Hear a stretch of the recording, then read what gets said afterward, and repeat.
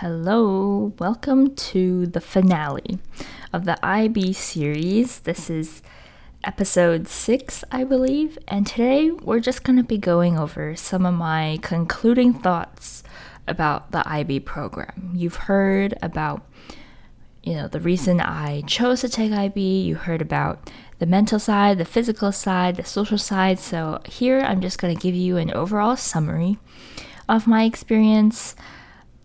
Should you or should you not take the IB program? I'm going to give you some pros of the IB program, but also the cons.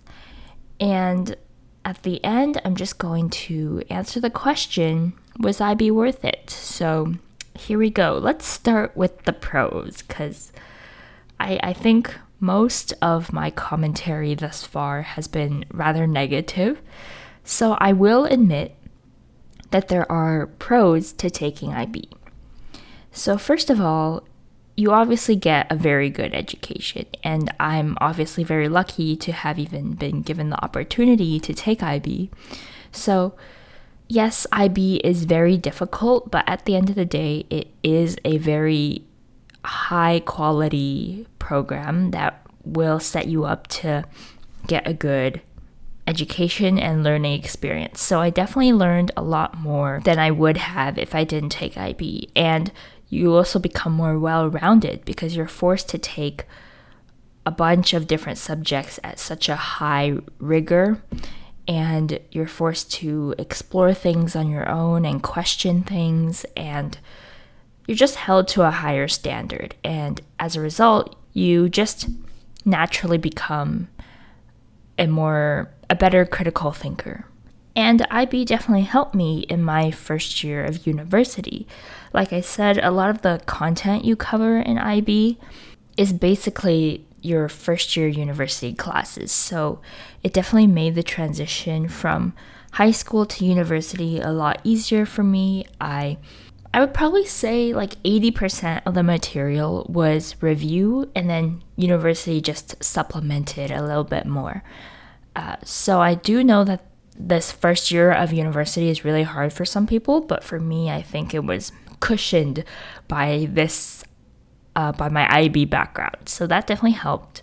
I also got university credit, although for me, those credits are basically useless, but for others, depending on which school you go to, it could definitely be a big launch pad, I guess, to give you a head start on some university credits. And in doing so, it saves you money, okay? Because IB, yes, it does cost money to take IB. You have to pay the exam fees or whatever. But at the end of the day, it's going to be cheaper than paying tuition for a university course. So monetarily, it's a benefit. And another pro is you get trauma bonded to people on some degree. A lot of the time it feels like one big pity party, but you do become close with the people in your IB cohort, and you do form a lot of close relationships. And I'm sure some of those relationships will end up being, lifelong friends or whatever. So if you're looking for that, I think IB is a good way to achieve that. You also form a closer relationship to your teachers, because oftentimes you have the same teacher for all 2 years or just an extended period of time. And because you're working so closely with them, and because you're such a small select group of people, you do get the opportunity to interact more with your teachers and form a closer relationship. So if you're looking for reference letters, if you're looking for a friendship, if you're looking for someone to talk to, I would say the IB program definitely facilitates that. In general, I do really appreciate the IB teachers. I think they're more understanding of the students and more down to earth and more relatable than what I've experienced outside of IB. A lot of my teachers were definitely very open to having a talk and just really relating and working to understand the stress that you're going through, and that was definitely very helpful. because I feel like a lot of teachers that aren't in the IB program, they don't really make an effort to make you feel less stressed or make you feel validated about your experience. But a lot of my IB teachers, they really made me feel a lot better that I was feeling stressed or that I wasn't doing as well as I wanted to be doing, you know. I guess back to the academic side, IB really allows for self-discovery and academic discovery. So because you're given a lot of assignments where the prompt is really open, like your IAs or your extended essay, you're given a lot of opportunity to discover what you really enjoy and dive into your own interests. Now, there does come an issue where you feel like you don't have any interests and you're just doing it for the sake of getting a good mark. But if you do have something you're passionate about, IB is a really good chance to explore that topic, especially with the extended essay. Like if you're up to writing a long essay and doing research on a topic you've always been interested in but never really had the chance to learn more about, doing the extended essay definitely makes you somewhat of like an expert in that area. And I think it really gives you a taste of what university assignments would look like, especially in your upper years when you're kind of just given free range and really allowed to do research into something you're interested in. And also, like in terms of labs too, for the science courses, only in IB would you ever get the chance to design your own experiment and come up with a research question or set up your own lab procedure. Usually in high school, it's just like a printed out sheet of lab instructions and you're just doing like baking soda and vinegar reaction, you know? But for me, I got to do something really cool. I got to submerge quail eggs in sodium fluoride. So that was a really unique experience I wouldn't have gotten anywhere else. So I really enjoyed doing that. Lastly, IB does build resilience and grit.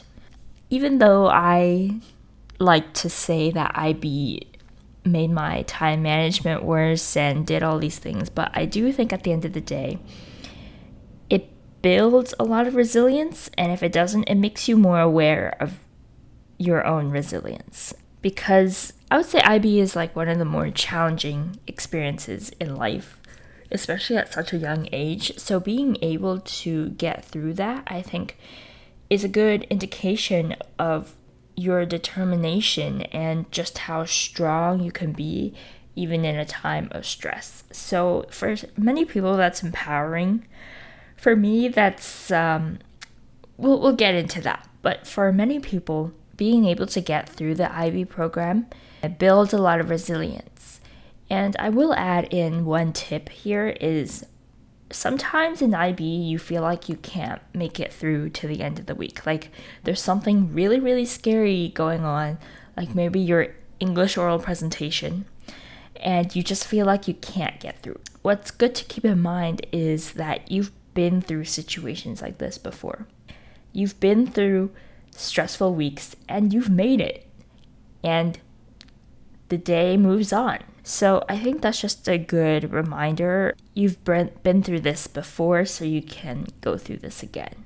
And for many people, that's very empowering to keep in mind. For me, that's kind of depressing, but we'll talk about that. So now we're going to go over some of the cons. And I kind of already went through the cons in all the other episodes, but just as an overall summary, first of all, in terms of academics, yes, IB was very rigorous and enriching, but I think it was also just too concentrated. Like it was too much content all at once. You really learn some and then you lose some, because your brain can only hold so much, at least for me.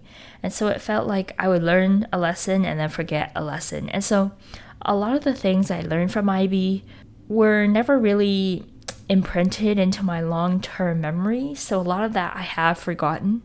So I don't know if that really helped. Like, does it really help to learn so much at once, or is it better to build it up over a longer period of time, I don't really know. And also, it does lower your average. Obviously, you're doing a more academically strenuous experience, your average is going to go down. So that is something to keep in mind. And like I mentioned before, the constant stress, anxiety, guilt, procrastination, and burnout is a major con. Another con is actually something that really just irks me, is people always told me that IB would prepare me for the strenuous rigor of university. Because it was so similar to the university experience, I would be getting a head start on what it felt like to be in university. That really annoyed me because IB, I would argue, did not prepare me for university, but rather burned me out before I even began university. Going through IB really just used up all the energy and sort of shifted my perspective on school and basically my life goals in general. And so I think it really made me adopt a negative perspective of university. It sort of really just wrecked my motivation. I questioned why I would even be going to university. It also felt like if university was going to be so similar to IB, I would not be able to survive university. Like the thought of going through another 4 years of IB-like experiences was just so unappealing. I almost didn't want to go to university. So for me, IB burned me out before university even started. But I know for many people, it's like a preparation of sorts. Another con is I lost my ignorance of the world. And this is a pro and a con. Obviously, it's not good to be so ignorant of the world around you, but I would argue that it's also not good to be fully aware all the time. It's not good to have such a clear sense of who you are and what you're doing in the world, because that can lead to a lot of depression and hopelessness. IB really opened up my eyes to the world of existentialism, and I almost wish it didn't, because now all I think about is purpose and life's purpose, and I experience many existential crises on a daily basis. So that was a con for me. And also, I just lost a lot of confidence in myself as a person. IB really humbled me, but also humiliated me. And so it really made me feel like I wasn't good enough in every sense of the word. And because of that, I prematurely gave up on a lot of my dreams. Like the dreams I had as a kid to go to a certain school or to have a certain job, I kind of cut myself off from even trying to pursue those dreams because I just never felt like I would be good enough, because I had no self-confidence anymore.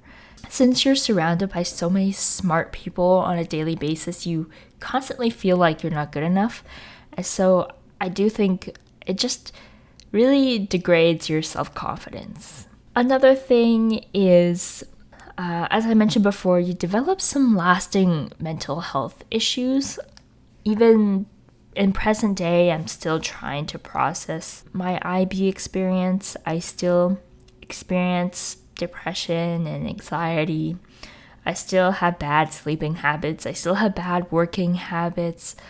My back pain still exists. Like, there's a lot of lasting effects that you have to consider before you take IB. And of course, not everybody is going to have the same experience, which is really annoying because there's only so much you can learn from hearing from other people and going to presentations and talks or whatever. But really, at the end of the day, to really know what your IB experience would look like is to take IB.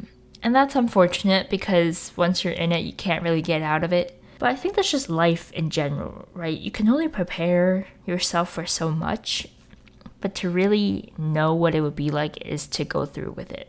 Another thing is I lost my identity in IB. Something that really annoys me about the IB program is they have this thing called the IB Learner Profile.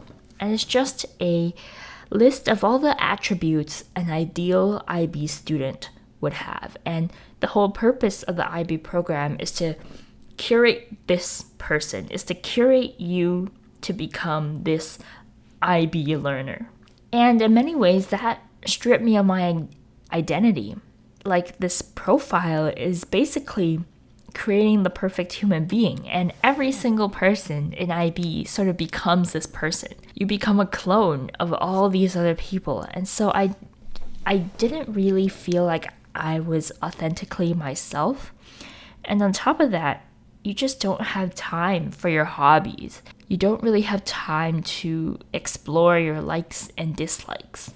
Like, yes, you have CAS for your extracurriculars. Yes, you can explore your academic interests through IAs and the EE, but all of those are shadowed or overshadowed by this deadline or this obligation or this pressure to succeed and get a good grade.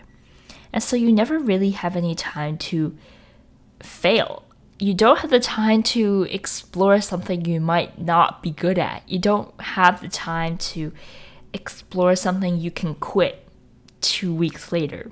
You really have to commit to things, and because of that, you can't really step out of your comfort zone most of the time. And I also lost a lot of my hobbies. Like I said, I had to cut back on dance classes for the sake of academic commitments. I had to drop piano because of the time commitment, right? So a lot of things I gave up on because of IB, and that's definitely something to consider, because now when IB is done, I still don't know who I am. I don't know what I like. I don't know what I want to do as a future career, because I never had the chance to fully develop my identity outside of the IB learner profile. So I think in the long term, that's actually quite damaging. Your high school years are really a pivotal point in terms of your development for discovering who you are as a person. And yes, that time period also extends into your early 20s and so on. But I think high school is a very crucial time because you have the time and the resources to do those things. Whereas in the adult world, you sort of are overwhelmed by these adulting responsibilities. I think I really missed out on a lot of opportunity in high school simply due to this commitment I had to IB.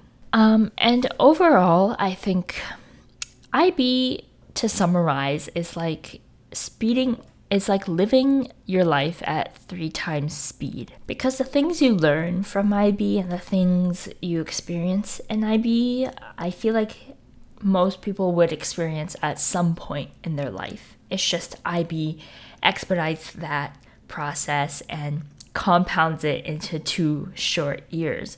So everything you're doing is just sped up, right? Like, you're learning at a faster pace, you're aging at a faster pace, you're maturing at a faster pace. To me, that feels really pointless. Like, why am I speeding through life? Why do I need to speed through life? Because I just spent the last 2 years of my childhood wallowing in self-hatred and guilt, and I lost my social life. I soured a lot of relationships. I didn't really talk to anybody. I was alone most of the time. And I really wonder why I did all of that. Like, what's the point of getting from point A to point B faster than everybody else when at the end of the day, you're all going to get there? To me, it really felt like IB shaved off probably 10 years of my life. Just in the long run, I feel like I just compounded 10 years worth of life into 2 years. And so now I feel 10 years older than I was, and 10 years ahead in terms of burnout and fatigue and just cognition, I guess. So in saying that, let me get to the question, was IB worth it? And my answer to that is, I hope so. And I say that because it's too late to change anything, right? And I don't really want to spend the rest of my life in doubt and regret and in all the what ifs. So I'm saying I hope so. as of now, I struggle to see the benefit. The cons really override the pros. And in my opinion, as of now, IB did a lot more damage than it did a lot more harm than good, is what I'm trying to say. So I'm hoping, 10 years down the line, maybe I'll find some hidden benefit I gained from the IB program. And I think this is a very unpopular opinion amongst the IB alumni. I would say most people are very pro IB. They vouch for its value and they say, yes, it's hard in the moment, but afterwards, there's really some good benefit to taking IB. For me, I just struggle to see that as of now. But to be fair, I'm only a couple years removed from this experience, so it's still really fresh. So I'm hoping that somewhere down the line, I'm going to see some more benefits, because as of now, it was not worth it to me. And that brings up another question: do I regret IB? And my answer to that is yes. I do regret it, because as I was talking about earlier, it probably shaved off 10 years of my life. The amount of sleep deprivation and stress definitely is not good for your health. If I were to weigh the pros and cons of that, if I were to choose between having a slightly better life versus living 10 years longer, but slightly more mediocre, I would choose the 10 years. I would want to extend my experience here on Earth by 10 years rather than being at the top of the social hierarchy. And so that's the issue I take when people say IB is worth it in the long term. Because in the long term, is it really? In the short term, I get it. It may not feel like it's worth it. And in the long term, it might be worth it, right? It can give you a boost in terms of your career or your academics or your knowledge or your critical thinking skills. But in the long term, in the scope of your lifetime, is it worth it? Is it worth it to deal with all these issues? Is it worth it to deal with all this trauma, to be honest, at such a young age and carry that through the rest of your life? I think I'm just waiting to reap the rewards of IB still, and I'm hoping it's going to be worth it in the end. And my final question that I'm going to answer is, would I choose IB again? If I could go back in time, knowing what I know now, would I make the same decision and choose IB again? And my answer to that is yes, which seems hypocritical, but hear me out. I don't think IB was my choice to begin with, and so given all the factors, I still would have chosen IB. It's just following the path that was laid out for me. So even if I knew what would occur in my IB years, I don't really think I would have the mental strength to break free of the path that was set out for me. I don't think I would have the courage and bravery, to be honest, to go out on a limb and do my own thing. I do think I still would have just gone with the crowd and did what everyone else was doing and went through with IB regardless of whether I knew what would happen or not. Okay, so that was my overall summary of my IB experience. Now, to end off, I just want to give some advice for people who know people in IB. So this could be parents with children in IB. This could be friends with other friends in IB. This could be siblings with IB. Or siblings with siblings in IB. That made no sense. Anyways, it's for people who know people in IB. That's what I'm trying to say. And I think this advice could apply to just anybody going through a hard time in general. It's just how do you respond? How do you act when you see someone going through this, right? First of all, don't invalidate their experience. That was something that happened to me a lot. as people would say, you did this to yourself. It was your choice. So you're not given any sympathy because at the end of the day, it was quote unquote your choice. And so a lot of people think you signed up for it, so you deserve all the stress and all the mental breakdowns and all the things. Don't say that to someone who's going through a rough time, okay? Don't say you did this to yourself. That does not help. Even if it might be their own fault, don't say that to their face, okay? And also don't, in terms of invalidation, don't say it's only 2 years of your life. 2 years could be the longest 2 years of your life. 2 years could seem like decades if you're going through what I was going through. Like, to me, it felt like 2 years was never ending. You just can't see the light at the end of the tunnel.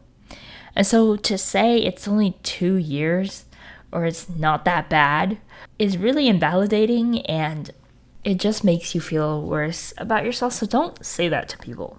And on the flip side, don't emphasize the issue. Don't rub salt in the wound and say things like, this is going to be the worst time of your life, but it can only get better from here. And I know that may sound motivating to some people, but for me, it was just reiterating the fact that I had hit rock bottom. Like, my situation could not get any worse, and the people around me were cognizant of that, and they were somehow using that as a motivating point to make me feel better about myself. I don't know. Just don't do that, okay? Basically, the people around me during my IB experience were not very helpful in getting me through the IB experience. What I would have appreciated was just someone there to listen to me vent, and someone there to support me, but not there to fix things.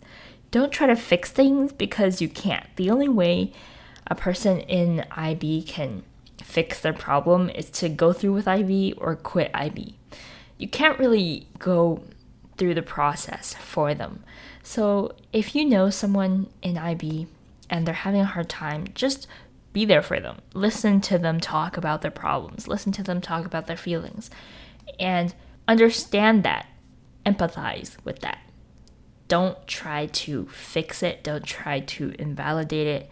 Don't try to say, at least blank, Don't say, at least you're not failing, or at least you're not, I don't know. Just don't say at least. Don't invalidate. Don't overemphasize.